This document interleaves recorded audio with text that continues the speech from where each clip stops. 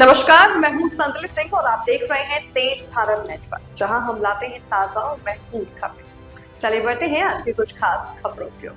अंजलि दमानिया एक कुख्यात call bomber, सच जल्द होगा बेनकाब।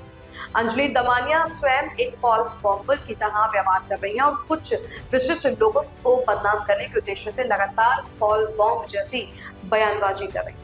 कॉल बॉम्बर वह व्यक्ति होता है जो दूसरों को परेशान करने, उनकी छवि खराब करने, बदले की भावना से काम करने व झूठे आरोप लगाकर बदनामी फैलाने का प्रयास करता है। अंजलि दमानिया द्वारा छोड़ा गया ये तथाकथित कॉल बॉम्ब वास्तव में खोखला है। इसमें कोई सच्चाई या ठोस आधार नहीं है। यह केवल स्वयं की प्रसिद्धि पाने के लिए किया गया एक प्रयास प्रतीत होता है। बहुत जल्द इस तथाकथित कॉल बॉम्ब की हवा निकल जाएगी और सच्चाई स्वयं सामने आ जाएगी।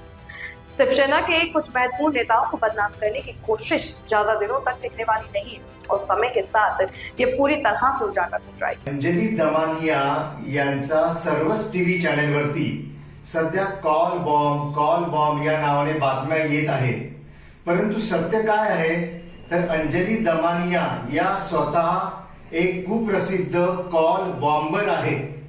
कॉल बॉम्बर म्हणजे काय तर जी व्यक्ती इतरांचा छळ करत असते, इतरांची पिळवणूक करत असते, इतरांना बदनाम करण्याचा सतत प्रयत्न करत असते, त्या व्यक्तीला कॉल बॉम्बर असं म्हटलं जातं आणि तेच काम आज अंजली दमानिया इतरांवर खोटे आरोप करून करत आहे।